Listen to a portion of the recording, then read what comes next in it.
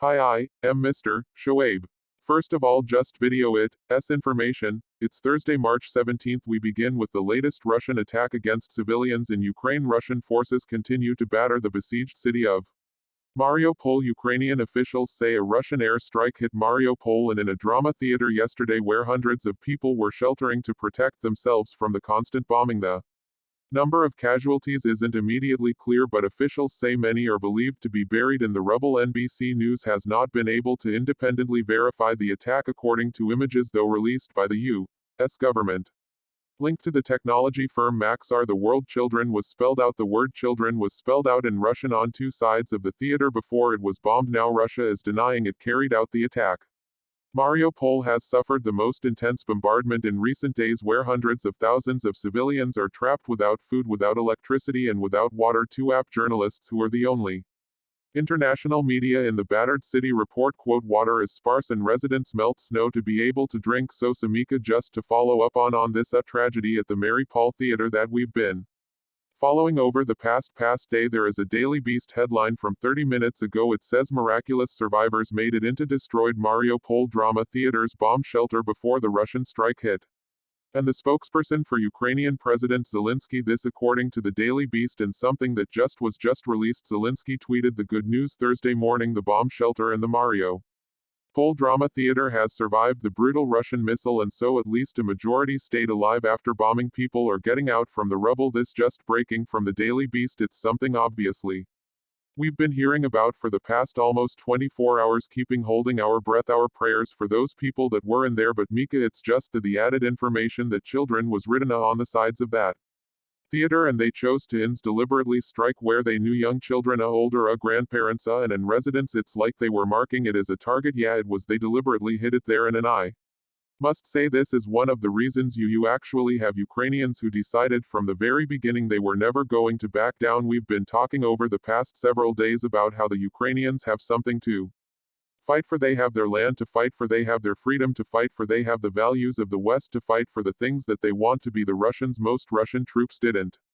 even know why they were going into the country, and you saw just a really amazing New York Times article yesterday reporting that shows just how low Russian morale has dropped. Well, let's get to that. Russia is resorting to that kind of indiscriminate violence against Ukrainian civilians seemingly because the fight is having a devastating toll on its own troops. New reporting from the New York Times details how the increasing number of Russian troop deaths is severely impacting morale. The Pentagon estimates 7,000 Russian troops have been killed in the 3-week war so far, which is greater than the number of American troops killed over 20 years in Iraq and Afghanistan combined. Between 14 and 21,000 Russian troops have been injured, American officials tell the Times. Those staggering numbers have implications on combat effect. Let me just say, while you're looking at those numbers, that's the conservative side of the estimate. That's a very conservative side of the estimate according to officials that I've spoken with, and quote, the Pentagon officials say a 10 casualty rate including dead and wounded for a single unit renders it unable to carry out combat-related tasks. The report continues, quote, Pentagon officials say that a high and rising number of war dead can destroy the will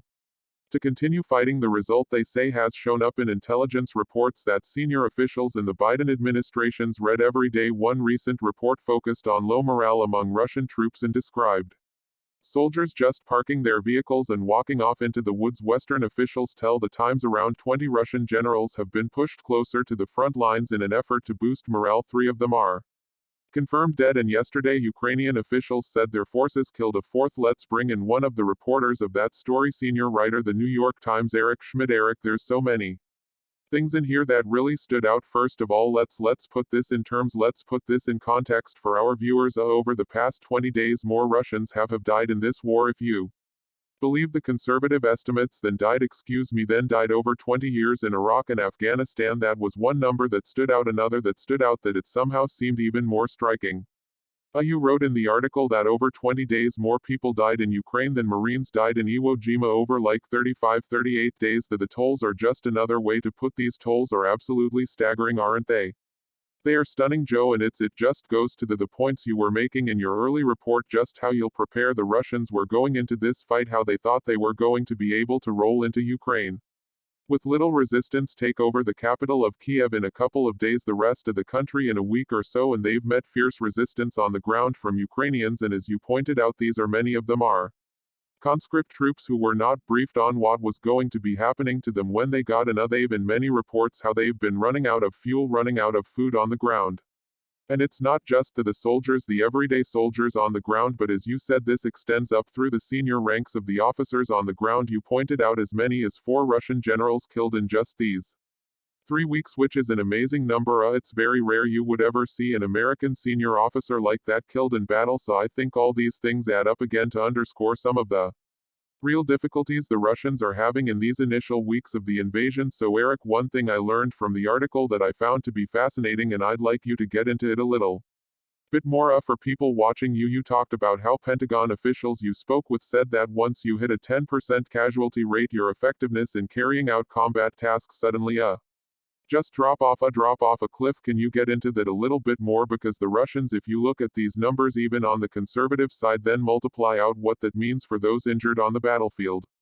They're bumping up against the 10%. That's right. So we're looking at units. These are tank units. These are armored columns that are going in. So if you have a small unit, say just a tank unit, and 1 or 2 people get injured or killed in that unit, the tank is no longer able to be, an effective weapon on the battlefield. And so if you just kind of multiply that out just at the small unit level, that can have a devastating effect. You work your way up and suddenly some of the larger units aren't able to pull together some of the smaller units, and they can't fight effectively over a larger space, and that's what we're seeing in this campaign right now. While the Russians have made some progress in the south, they remain stalled in the northern pushes down into the city in the major cities of Ukraine, including the capital of Kyiv. So this combat effectiveness is something that Pentagon officials are watching very closely as we enter this critical phase the next week. 10 to 10 days. Radio Free Europe reports that according to local residents, Russian soldiers killed in battle in Ukraine are filling up morgues in Belarus. The number of bodies was unbelievably large. People at the city of Mozyr station were simply shocked by the number of bodies being put on the train. One resident said local residents also say morgues in other cities in the country are full as well. Again, this must be not just impacting the morale and the Russian troops overall, Joe, but Vladimir Putin did not expect, not in the least, that he would be at this point. Well, I don't think, yeah, but he didn't. You've started to see some things going on in Russia that you would expect. In an authoritarian state, suddenly people running security services are being arrested. Putin striking out a speech yesterday. That was a speech yesterday striking out at disloyal Russians. I'm curious, Erica, based on your talks, you're reporting with military officials and reporting for this story. I guess the question that I have, or most anybody has, is how does a force this besieged, how do they encircle Kyiv? How do they even go into Kyiv? As I believe it was noted in your story, they haven't even gotten to the tough part of the fighting yet, and when they go into cities, they're just my general said we considered 10-to-1 ratio necessary for going into urban combat. It just doesn't seem, looking at your reporting, it doesn't seem like they have the numbers that encircle Kyiv and then go in and fight a battle to take that city over. Certainly not with the numbers that we've seen so far, Joe, in these terms of casualty figures. So I think what we may be seeing instead is what we've seen in some of these other cities, including the ones you mentioned in your earlier report, that is that the Russians basically do the best they can, surround the city as much as they can, even if it's not completely, and then just start shelling indiscriminately, and using artillery shells, long-range missiles, and just to pummel the other citizens of these cities into submission. I think that's the strategy right now Vladimir Putin appears to be pursuing. He appears to be doubling down, and that's what's really scary. I think of this was really the lack of any concern over the civilian deaths that are involved in this, and so whether or not they actually go into the city, which should be even a bloodier battle. I think we're in for some very grim days ahead as they continue to pound these key Ukrainian cities. Yeah, and finally, Eric, let me just ask you briefly, just because of the fog of war, I've been skeptical early on of our reports that show the Ukrainians doing extraordinarily well because of the fog of war, and also because we often seek out stories that of course we want to believe. In this case though, the 7,000 seems to be a pretty hard estimate. If you could explain to our viewers how the Pentagon came up with that. You got into it to the story, but talk about how they're making their estimates so they're not listening to the Ukrainians, who were probably exaggerating on one side, and the Russians who were understating it on the other. It's a combination of factors, as you mentioned. It's looking at what's available on social media, what's Available in the official both Ukrainian and Russian reports that are coming out of their governments, but then there are the military is also looking at other the damage to individual say Russian tanks. They know how many Russian soldiers are in a tank or in a personnel carrier. If they can actually measure that number they can start to extrapolate, but to be sure these numbers are inexact. Casualty figures are always very kind of squishy, and so the Pentagon, well, there you know they're looking at these numbers and shocked really by what they see. They're also very cautious and continue to remind that the Russian military over time has proved to be quite resilient as well. If you look at Syria, certainly if you go back all the way to the battles of World War I and the tremendous losses Russian military and the Russian public took, so they're not counting the Russians out at all in this fact because they do have superior firepower, but the longer this goes on the more you can see at least some benefits here for the Ukrainians, as we saw yesterday with President Zelensky's appeal is more weapons keep pouring and they'll be able to keep this fight going on. Wow. Eric Schmidt of the New York Times, thank you for your reporting along with your colleagues on this incredible story.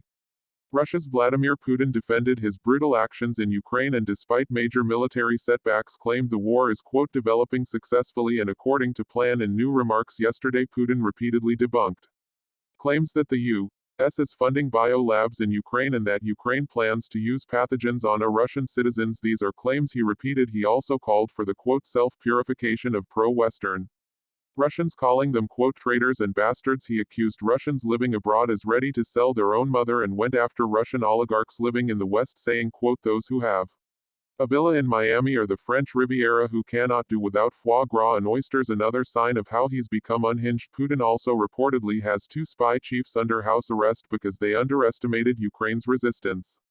Is that how it works? I thought it was something. Yeah, so it was their fault. The guy that you were shouting down when he was definitely not him. Yeah, way across the table. Let's bring in U.S. Special Correspondent for the BBC News Katty K, Senior Fellow at the Atlantic Council Ian Brzezinski joins us, the host of Way Too Early, and White House Bureau Chief at Politico Jonathan Lemire and NBC News presidential historian Michael Beschler. And as we look at our guests here, I think it's fair to say it's just for everybody except for Ian Brzezinski. All of them love foie gras and oysters, but definitely not Ian. You'll take a 6-pack of fun, wisely good conservatives give him a cheeseburger and a PBR. Michael, I do want to go to you because the story that Eric Schmidt had given us earlier, that he was just talking about the times. This is extraordinary. It's actually in an era of historic history-bending moments. This is one we're going to remember for quite some time. We've been talking about 1989, but I go back to 1980 in solidarity. This is about as shocking of a development as anything since like Fuenza and his fellow compatriots protested against the Soviet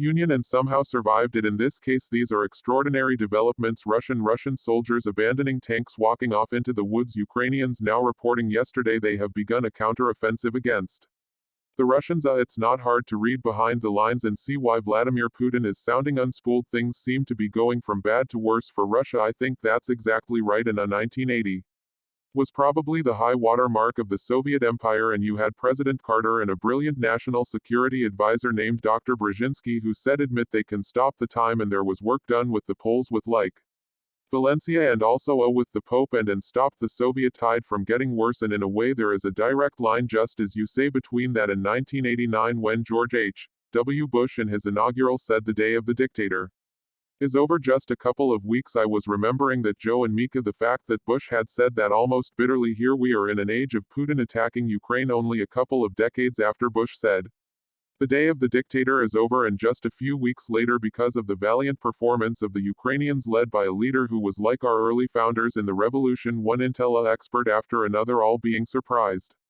by the ineffectiveness of the Russian military. They expected far more. What is making the difference right now in this battle in Ukraine? Well, Joe, the clear difference is the courage of the Ukrainian armed forces, the territorial forces, the civilian fighters, the leadership of Zelensky. It's been powerful, it's been inspirational, it's been one of the biggest surprises. The second big surprise, of course, is the poor performance of the Russians.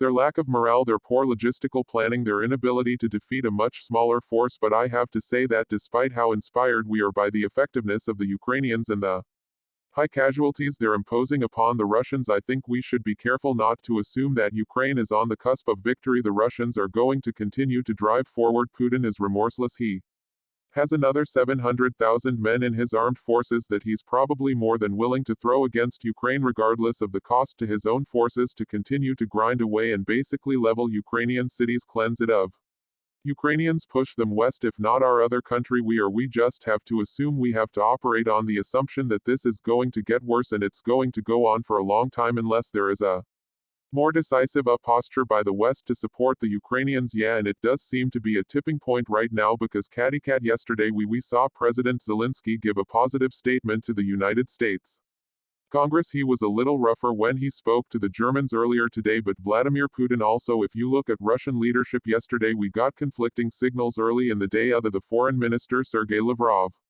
sounded optimistic about the possibility of bringing this conflict to a negotiated end, and then Vladimir Putin had an unhinged press conference. It does seem that at least the people that Putin is sending to the negotiating table would like to find a way out of this military disaster. Not so sure with Vladimir Putin. How is that being read in the West and across Europe? Yeah, that kind of. You're right, Joe, the word is unhinged.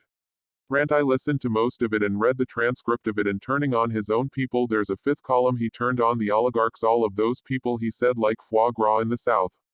But he also said critically that Russia will never bow to the West. He put this very much in the context of Russia versus the West. It wasn't so much about Ukraine, it was about, the West wanting to destroy Russian society, and that's dangerous territory, because if he tells himself that story and if he tells the Russian people that story, he never has an interest in backing down in this fight, because he makes it about more than Ukraine. And I'm skeptical of what we're hearing out of there. Was the Financial Times report about some of those peace talks making progress, but there are clearly still big sticking points: the future of Crimea and Donbass.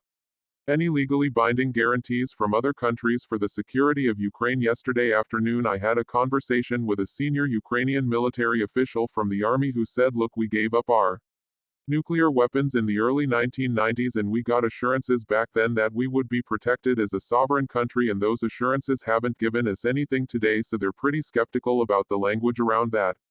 And then I think there's some skepticism about whether Putin is just using this moment of negotiations as a feint, as a time to resupply his troops to regroup in Ukraine, all the while spinning out the talking but actually not intending to negotiate at all. That seems to be what CIA Director Bill Burns was telling Congress last week, so that I think on those negotiations there's quite a lot of skepticism. Listening to Putin yesterday, he didn't sound like somebody who's willing to negotiate. So here's what President Zelensky told the German parliament this morning, accusing them of caring more about their economy than securing peace in Europe.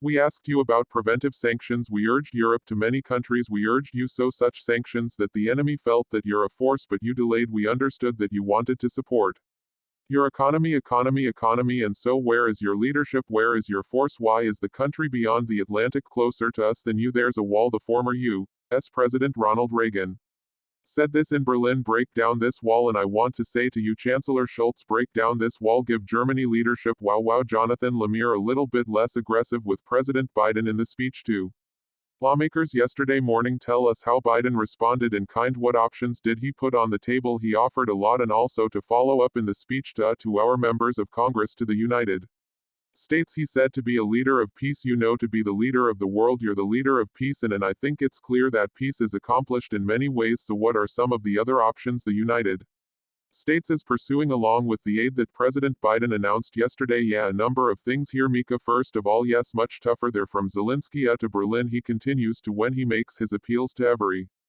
country. And local references there about the Berlin Wall. To be fair, Germany obviously increased defense spending. They've shut down the Nord Stream 2. They have done some, but they have not gone as far as the US. They, for instance, have not stopped buying Russian imports of gasoline and oil and other fuel. But in terms of his messaging to the Washington yesterday, it was a lot less tough. It was grateful, and he gave the administration, the Biden demonstration, some options. He sort of even acknowledged that a no-fly zone remained a non-starter, so he said, well, instead give us the equipment so we can defend our own skies. This could be an alternative if a knife no-fly zone is too tough. He repeated his call for these jets as well, which also the US is not willing to send at this point, but President Biden unveiled a rather robust slate of equipment that he will be sending to Ukraine in the coming days, an additional $800 million worth of defense spending. The Javelins, the Stinger missiles, also importantly some of those Switchblade drones we talked a lot about yesterday that have proven so effective against Russian vehicles. A lot of more of them will be heading as well, and The Biden team they weren't surprised by Zelensky's asks. There's an open channel of communication between Kiev and Washington. They knew this was coming. They were able to prepare to send this package, which is largely what the Ukrainians wanted here, and they are officials of talked to echo what we're just saying. Skeptical also of these Russian overtures for peace, believing even it's a stalling tactic to try to replenish the Russian shoulders that are there. The advance has slowed. They're still bombarding from a distance, but they're potentially getting equipment there for another push coming forward. So we're going to go to break and keep everybody with us. But Michael Batch loss, I don't feel comfortable going to the break without first addressing what the president said. President Zelensky said to the Germans, because it is important to note obviously with their history it would have been impossible a month ago even for them to move to go beyond 2% of their GDP for military spending. They've agreed to do that. Have they been too dependent on Russian oil? Yes, they have been too dependent on Russian oil, and that's something they recognize and something they've said they're going to move away from. But make no mistake of it, in the coming years Germany with a stronger military most likely than even the Russians they're going to continue to be one of our most important allies, and they've made a dramatic shift over the past 3.5-4 weeks that we should all recognize, that's for sure. And Germany post-World War Germany is a great triumph of American democracy, working with at least some of our allies. You know, Joe, you wrote a great book about Truman and Stalin in the late 1940s, and part of that story was how we Americans were forced in helping Germany to become a democracy at the time. Dwight Eisenhower as a general said the test of whether our aims in World War I in Europe have succeeded will be 50 years from now. He said in 1945, is Germany democracy then? If it is, then we have finally prevailed in winning World War I. We have, and the amazing thing is that we would all now feel not only comfortable but eager for getting the germ is militarily involved. It shows how confident we are in German democracy, and some people thought that Zelensky was almost borderline rude and given the fact that the Germans had gone further than they had before, but that's what his role is. You know, Winston Churchill, as you well know, was not only borderline rude, he was sometimes totally rude. In 1941, you know, pushing other Western democracies to give military help to Britain, saying on radio, give us the tools and we will finish the job. Right. Listen everybody, stay right where you are. We want to continue this conversation as we bring in more information from overnight provocations that could trigger World War III. Do you understand his concern there, and do you agree that it wouldn't take much to end up in World War I? Nobody knows whether it may have already started, and what is the possibility of this war if Ukraine will fall. In case Ukraine will fall, it's very hard to say, and we've seen this 80 years ago when the Second World War has started. And there were similar tragedies in the history. Nobody would be able to predict when the full-scale war would start and how it will end and who will put an end to that. In any case, the wars tend to end up in millions of people. People die and millions of buildings destroyed. Now we have different technologies, nuclear weapons. In this case we have the whole civilization at stake. President Zelensky speaking yesterday with NBC's Lester Holt through a Ukrainian government-provided interpreter. Fascinating. So Ian Brzezinski, I want to get back to you. In the early 90s you spent a few years in Ukraine, and I find your insights there absolutely fascinating. You had, of course, President Zelensky talking about 80 years ago, where you can just take us back to the 90s. Even in the 90s the Russians were not comfortable with the Ukraine being an independent nation. Explain what you saw years ago. To this month I found myself in over abroad Germany at a NATO conference. We got snowed in a huge snowstorm. They blocked the roads and I found myself stuck in a bar literally with 3 others, another American and 2 Russians, and one of the 2 Russians was the Deputy Chief of Defense of Russia. Now this is 2 to 3 months after the collapse of the USSR, and it was a remarkable conversation. I had the temerity to ask him, you know, how did he feel after witnessing the experience in the collapse of the USSR, the country that defined his life, and he expressed his frustration with that. But I'll never forget, he looked at me in the eye and he said, mark my words, Ukraine will come back to Moscow. And it was clear he didn't care was gonna be voluntarily or by force, and that has haunted me ever since. And 2 years later, next to me a year later, I was started as a volunteer in Ukraine in 93 and 94 and saw firsthand how active Russia was in trying to undermine Ukrainian independence back then, using his military presence in Crimea, using subterfuge, exploiting, contributing to corruption, using economic and military pressure to keep Ukraine from veering towards the West. So this is not a new experience that Ukraine spirit is experiencing today. It's more intense because of an invasion, but Ukraine's reform process has always been hampered by an active effort by the Russians to undercut Ukrainian independence. So when I look at the progress Ukraine has made in political reform and economic reform, it's in some ways much more remarkable than what has occurred in The rest of Central Europe that was protected by the being right on the border with countries like Germany and in Italy and in the West that benefited from a warm embrace to their ass of their aspirations for NATO and EU membership. Ukraine never got that from the West. It has had a much more difficult time to make the tremendous progress it has on reform, and we should not forget that. And are you surprised seeing the resolve of the Ukrainian people today, given the experience of living and working among them yourself 20 years ago? Is this like, whoa, I've never saw that coming, or does it make a lot of sense to you? Yeah, the answer is yes or no. I am not surprised by the commitment and determination of the Ukrainian people. I am not surprised how steadfast they've been in their efforts to drive forward with their reforms and their commitment to becoming part of the European, the transatlantic community nations. They are a peaceful people, they are a politically tolerant society, and that's where the surprise comes. I'm surprised by the fierceness of their resistance, the fierceness of their fighting spirit to defend their homeland. So I'm not surprised, and I am surprised. I'm not surprised by their determination to go to the Western reform. I am impressed and inspired by the tenacity of their physical defense of their territory. So KDK, listening to Ian and also just looking back over the past 30 years, it is obvious, and also reading and hearing of Vladimir Putin's words, it is obvious that Russians, many especially older Russians, see Ukraine as an integral part of Greater Russia. They see Kiev, Odessa as its capitals during a Tsarist history, and it does seem that when people start talking about Putin going after Ukraine and then Putin going after other parts of Central Europe, it may miss the bigger point that you see Ukraine shutting into Russia. And this is just as Ian said, going back to months after the Soviet Union fell. This is obviously deeply personal, Ukraine's independence deeply personal to so many Russians that lived during the Cold War.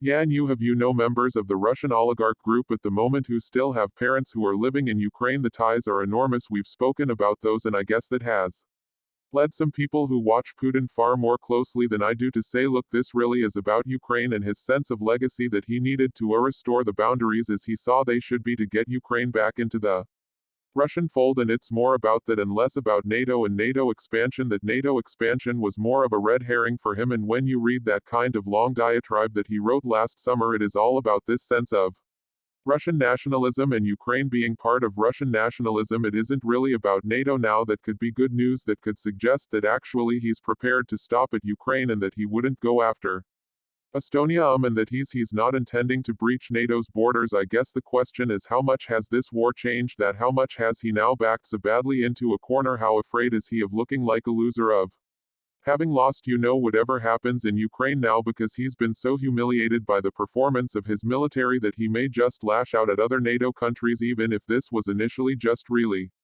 about a sense of Ukrainian nationalism and Russian nationalism. Officials in all the recent days don't believe that is likely yet, seeing how bogged down Russia's been in Ukraine, but they, to Caddy's point, can't eliminate the idea that Putin would lash out in some sort of irrational attack elsewhere, though badly outnumbered Russia would be to NATO. But Michael Beschloss, one of the parallels, and I want to get your historical perspective on this, is that I feel like I've seen the people wonder about this particular moment. Is this 1939 or is it 1989? Which one is the better historical parallel? In your estimation? Great question, John. A couple of weeks ago I would have said it's 1939. The world is crashing in a way that we couldn't have expected for over 80 years. Risk of World War III, a powerful country trying to conquer its less powerful neighbor, and I was very depressed, as I think was a very rational response to what we were seeing. But because free and fair referendum in Ukraine, and if it's full free and fair they vote to go join Russia, fine. On December 2, 1991 the Ukrainians had exactly such a referendum. They voted overwhelmingly